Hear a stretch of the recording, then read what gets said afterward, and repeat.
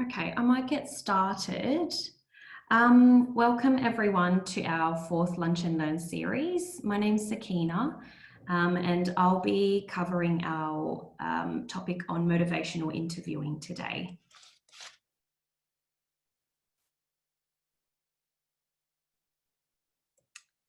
So this is a 6-part series. I hope some of you have been able to join in our previous topics. So those are the ones that are grayed out. If you have missed out for any reason, we do have, I think, a YouTube link that might be able to be dispersed to everyone via email. So you'll be able to watch those later on. And we do have 2 more as part of this series. So we're running these every Wednesday during your lunchtime. So hopefully you're all munching away and enjoying the little break in your day. I hope the session doesn't go over half an hour today. We will have a bit of time towards the end for question and answers as well, hopefully.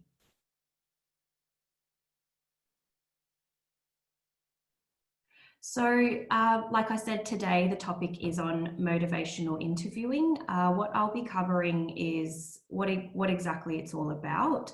We talk about some of the principles of motivational interviewing as well. I might be using a bit of jargon, so we'll try and clarify all of the terminology as well.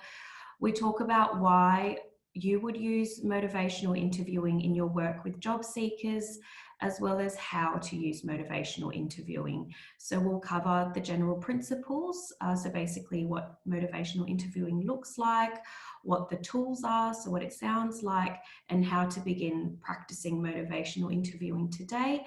I'll also go through just a quick summary at the end for some takeaways from today. So like I said, it should go for about half an hour today. And there should be an open chat box for you all to use. There's also a private Q&A chat box that just comes to myself if you've got any comments or questions that you want to pass over to me. If we do run out of time for any feedback or questions at the end of today's session, you should all get an email with my contact details, and I'll hopefully be able to clarify anything for you after that stage.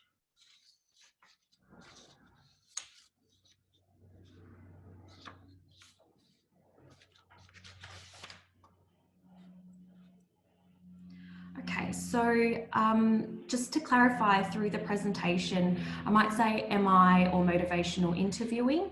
MI is just the shortened acronym for motivational interviewing. It's just a bit easier to say. So MI is a conversational technique that is used to motivate someone to make a change.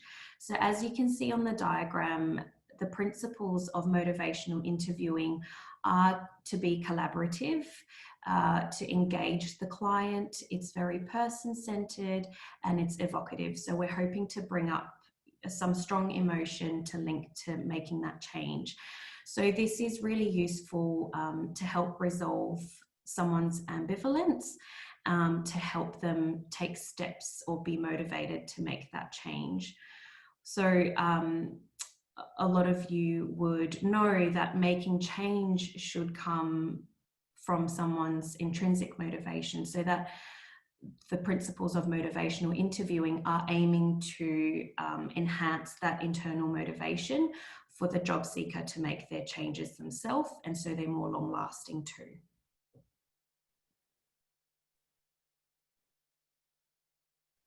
So when we talk about ambivalence, this is when someone is sort of sitting on the fence about making a change or about making a decision. And change can be really difficult for people in general, as well as job seekers. And this is often because of this ambivalence. So it can be thought of, ambivalence can be thought of as both wanting something and not wanting to change, or wanting incompatible things at the same time. Ambivalence is a very normal response to change, and people might show ambivalence through different signs. So they might appear quite anxious if you're talking about change or certain topics. They might procrastinate taking action or even having that conversation with you. They might appear quite resistant to having the conversation. And if they have agreed on a sort of action plan or whatever that might be, you might see that they might self-sabotage over time.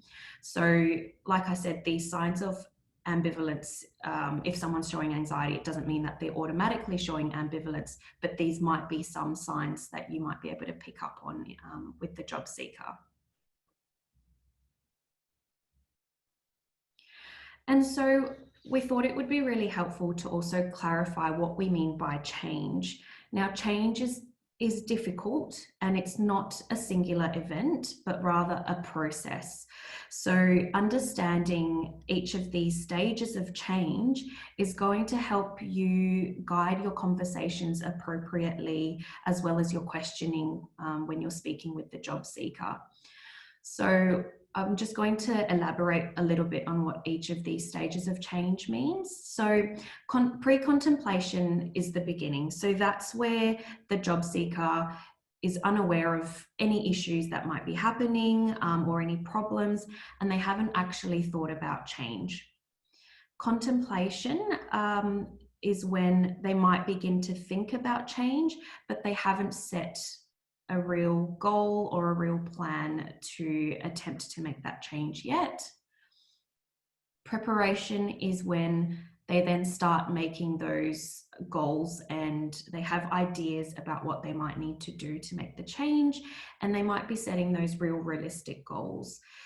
During this stage, they might invite you into their action plan, and this is where you might be able to show the most support collaboratively to help them move towards their goals. Action is where they're actually replacing these old unhelpful behaviors and they're trying to make these changes. So you might see that new behaviors are starting to replace those old behaviors. And maintenance is when they're continuing with the set actions, and they might be quite cemented in this stage and are not sort of going back to the pre-contemplative and contemplation. However, having said that, you can see on the side we do have the arrows sort of going back and forth between each of these stages, and the relapse arrow is there as well. So relapse is a very normal part of the process, and it can happen at any stage.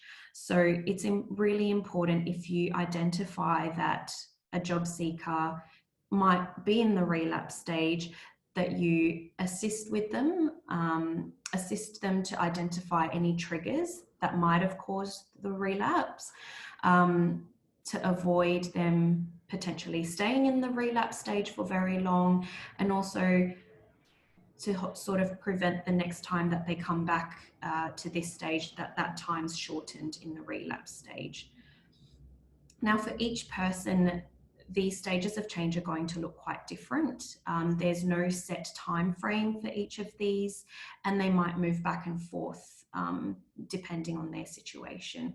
So you can see through this explanation that stages of change are really important to understand in terms of what we're questioning them with and how we're guiding conversations as well. What you might say in the maintenance stage might not be appropriate in the contemplation stage, and vice versa. So we thought it would be helpful to sort of relate the stages of change to the job search process. So these are just examples. In the pre-contemplation stage, the person might not be wanting to work. They might not see that there is any issues or any problems at hand. In the contemplation stage, they might start to think about reasons to work and might start to think about what change needs to be made. In the preparation stage, they might start to set those realistic goals and explore options. So this is where they might ask for your expertise in the whole job search process and knowing the employment industry on how you can assist them to set those realistic goals. Then in the action phase, they might feel quite ready and they're job searching and attending interviews. And then in the maintenance stage, they might be in work and doing quite well, continuing to stay motivated. And then we've got the big relapse arrow again. So that's just making us aware that they can relapse at any stage. And it's important for us to support them and guide them to avoid staying in relapse for very long, and then strengthen that cycle so the next time they come around, maybe they're not there for that long.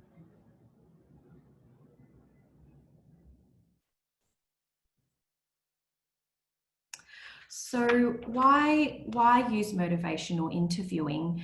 I guess the principles and the guides behind motivational interviewing have been shown to increase the likelihood that someone is going to be honest. And it can also help to build rapport. Now, we do elaborate a little bit on this in the tools and the guidelines of motivational interviewing today, but these were covered more in depth in our first and second webinars. So if you have missed out on those or you want to refresh your memory, please feel free to refer back to them through the links that will be provided. But motivational interviewing will help to avoid that pushback when job seekers, they are perceived to be told what to do when they go to their support providers. It will also increase compliance and engagement. They'll know the why behind what they're doing, hopefully more positive outcomes for job seekers and those employment outcomes for yourselves and your sites as well. So in terms of being open and honest and to feel comfortable with yourselves, motivational interviewing would also be really helpful when running job seeker assessments, for example, which is another topic that we've covered as well in this series.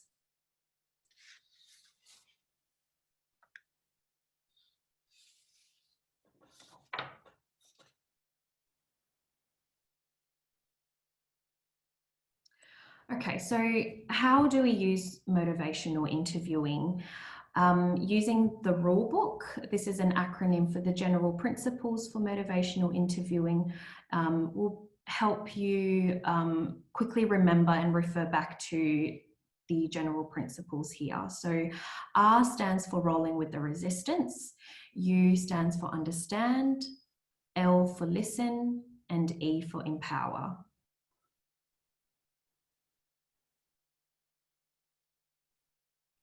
So using this rule book, for those of you who joined in on building rapport, you'll see that a lot of these principles overlap with the webinar we covered in our first topic. So if you need additional tips and tricks, please refer back to that. But these are the general principles in relation to motivational interviewing specifically.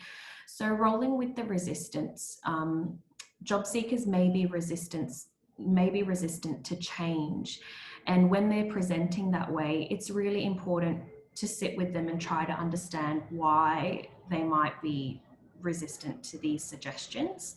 Rolling with this resistance can avoid a negative interaction, and it can encourage the job seeker to develop their own solutions. Understanding and seeing the world through their eyes is really important as well. So that's where you practice the empathy rather than the sympathy. And if a job seeker feels like they're being heard, they're more likely to share their feelings and experiences more honestly with you, which is going to help you support them better as well. Helping the job seeker identify where they are versus where they want to be is where listening is going to be really helpful. And it's also going to help them identify the steps that they need to take to move forward.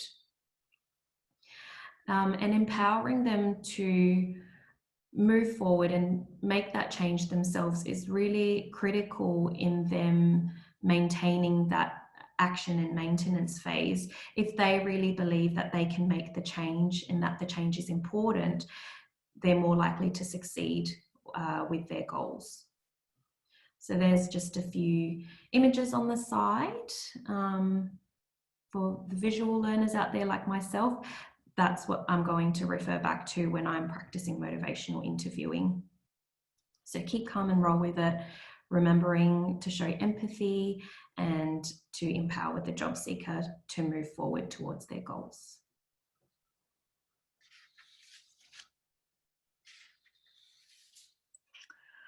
Okay, so we're going to cover the tools now, the tools of motivational interviewing. In a nutshell, we've again used an acronym. We love acronyms. This is called the OARS, and we're going to cover two main tools today. There are lots of tools for motivational interviewing, so if you are interested in other methods, please feel free to have a look online. There's a lot of good resources out there.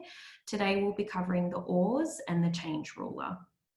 So we'll go through the OARS first.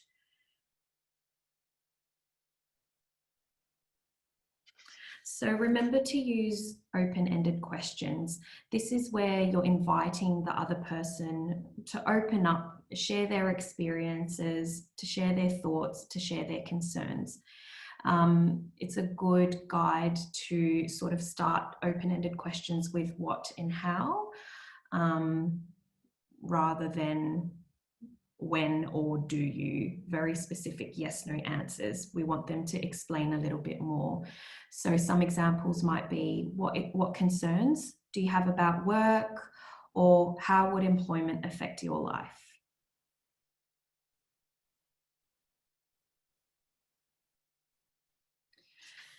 Affirmations are statements and gestures that highlight the job seeker's strengths and acknowledges the behaviours that might lead to this direction of positive change.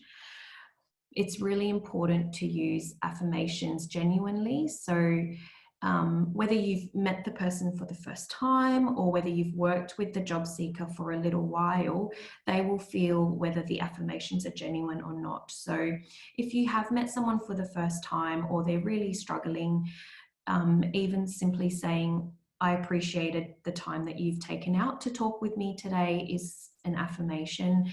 Or I've enjoyed talking with you today.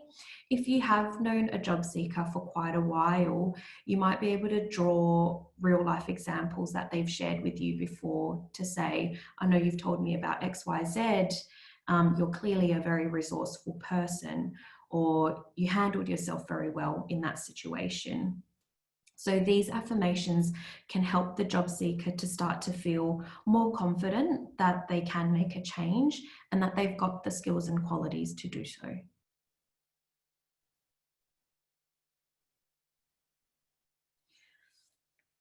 So reflective listening is one of the primary skills in motivational interviewing. This is where you're engaging the other person in the conversation. It's helping to build trust between the two of you, and it's going to foster this motivation to make a change. So it's going to sound like you're repeating back to them what they're saying, or you might paraphrase and infer what they've said from a personal experience or a story. So you might start off using phrases such as, so you feel as though, or it sounds like you, or you're wondering if. So if there's a job seeker who has had a really tough time and is fed up with job seeking, and they're coming in quite upset when they're speaking with you, at the end of that conversation, you might say, it sounds like you're really frustrated with not hearing back from interviews, as an example. And that way they feel heard and are hopefully willing to open up some more as well.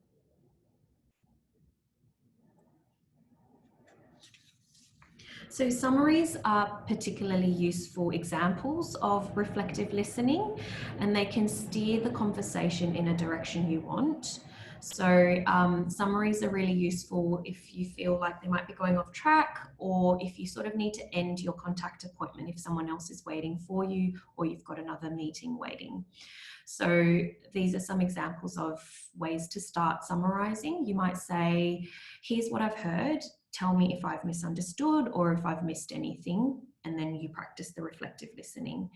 If you are recognizing that there's some ambivalence with what the job seeker's saying to you, you can highlight that and say, on one hand, it sounds like, and then on the other hand, it sounds like that's tough because. So summaries help draw together the person's perspective on change as well. So they might have a whole story and you might be able to grab onto their ambivalence, and this is what you might reflect back to them. So the second tool of motivational interviewing that we thought would be quite helpful to share today is to use the change ruler. Now, this is another technique to use to assess how motivated someone is to make a change in their lives. And we can look at how important that change is to them, as well as how confident they are to make that change on their own. So you might want to make your own. This is not the tool that you have to use. It just helps the job seeker visualize what stages they might be at as well. So the top bar, you can just say, how important is it to you to make this change? And that might differ from how confident they are. And that's where you can sort of identify a gap and potentially assist them with troubleshooting that as well. And if you see that they're starting to change in those stages of change, using this change ruler again might help you understand what stage they're at too.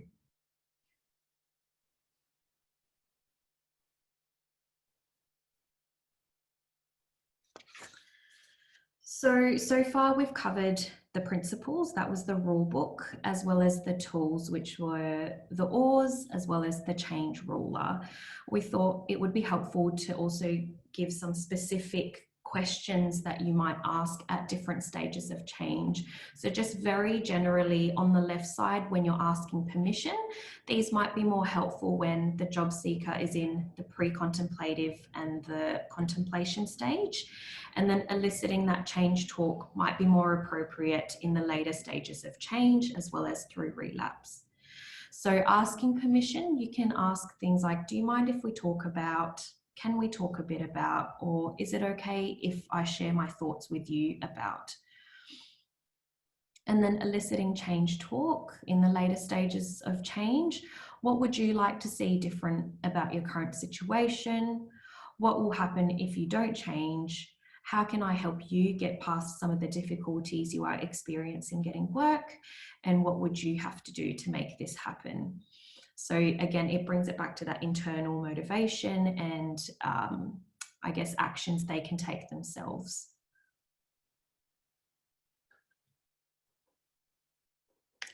So thank you so much for sticking with me so far, everyone. I'll just go through a brief summary of what we've covered today. Hopefully it wasn't too much information overload, and we'll cover the takeaways from today. If you don't take anything away from today, we just need you to remember two things. So just to summarize, motivational interviewing is a collaborative and conversational interviewing style that's been shown to increase motivation and strengthen someone's commitment to change. So MI is exploring the discrepancy between where a person wants to be and where they are currently. It is engaging and person-centered and facilitates this change talk. So our two takeaways for today are the rule book and to remember to use your oars. So roll with the resistance, show that you understand, listen and empower. Remember to use open-ended questions, affirmations, to use reflective listening, and to summarize. So I hope you've all enjoyed the presentation today. We will be running wellbeing considerations for your clients in next week's webinar. Please remember to register for each of these because we need to register for each session separately, and hopefully you'll get an email after today's presentation with my contact details if you've got any questions to ask. Thank you so much for your time today, everyone. Hope you have a good rest of your day.